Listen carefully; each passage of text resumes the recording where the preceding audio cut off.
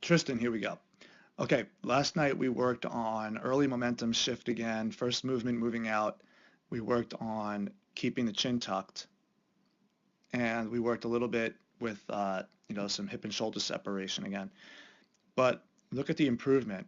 Um, I have you at handbrake, pretty much in the same position. You can tell in the bottom video was the one we did later. It was the last video we did for the night before I caught for you.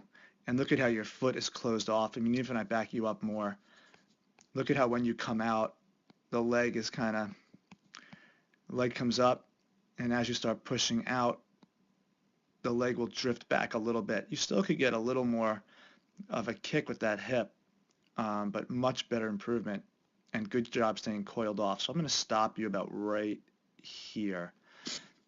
And you do the same. What you do up here is a little differently. You are locked with your leg, your back leg is more locked, and then you start to drop. And when we get to about here, you see how your front leg has moved out so much further. Look at where your hand is. Look at where your throwing hand is. It's in the exact same place, but look at the difference in your leg. This is a sign of what's going to come. Leg is leading, leg is pulling the momentum. Everything's going to open up early, and you're going to move your forces too soon.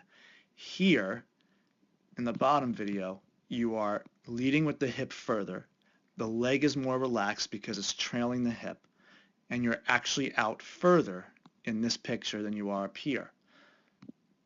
Your body is actually moving out further, but the leg is not doing it. It's the back leg.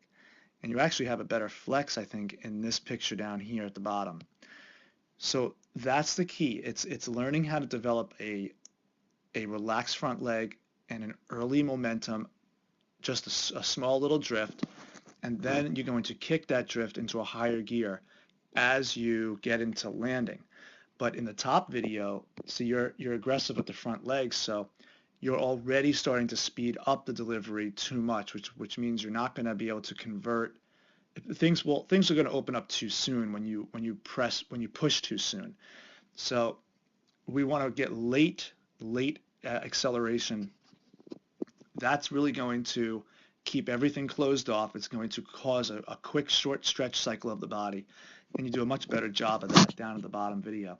You want that short stretch cycle to go quick, and you want it to happen late, because if everything stays closed and then reacts quickly at the end, that's how you develop good power. And in the bottom video, you're on your way to doing that. So that looks real nice.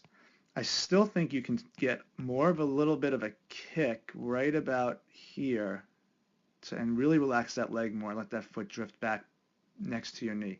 But really good job. Let's see how we do it in our load. So here's your load, and you see how, let's sync your arms up here. You see how much further are you out with the front leg here? So your load is not as good because now you're going to extend the leg too early. Here, the leg is relaxed, and you're still driving the hips out as far as you can before that leg takes over. So really good job. Keep up the good work. You got to remember how that feels and repeat it over and over again.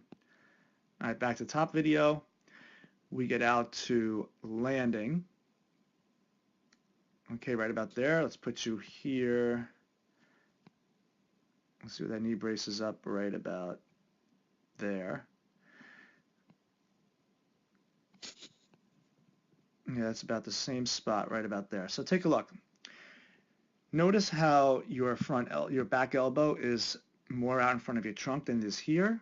See how you've rotated more because the front leg was too aggressive in the beginning, and you see how you haven't rotated as much in this video.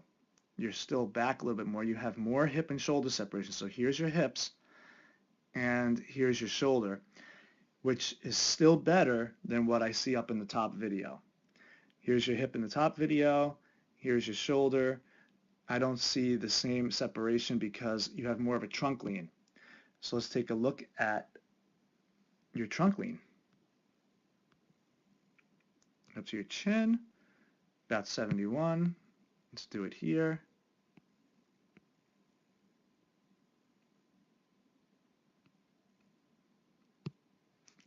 and you're closer to 80.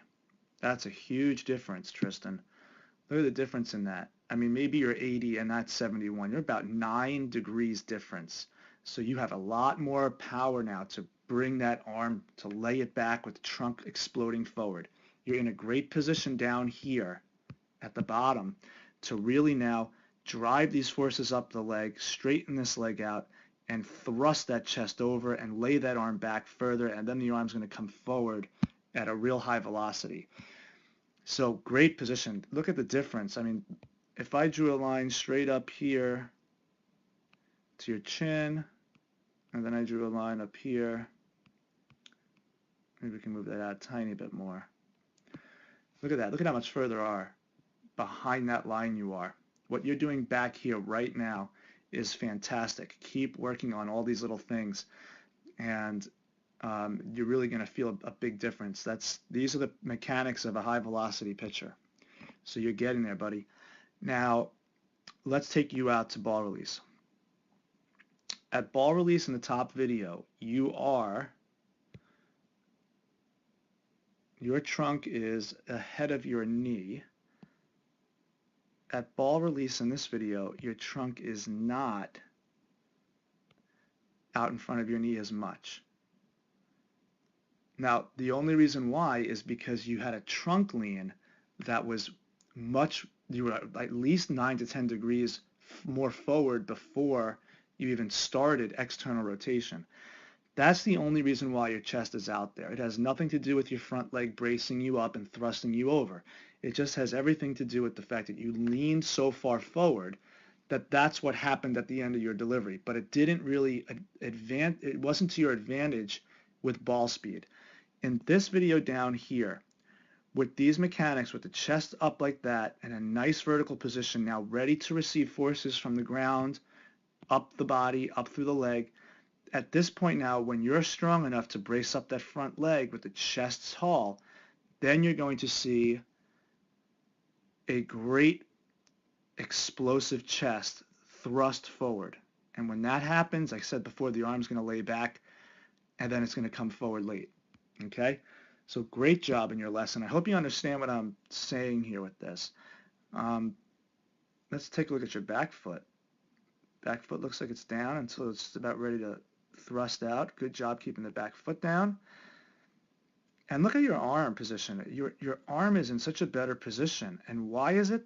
Because you're moving your body sooner and your hips are getting down lower. So now you're ready. You don't need to bring that arm up anymore because it's ready to go.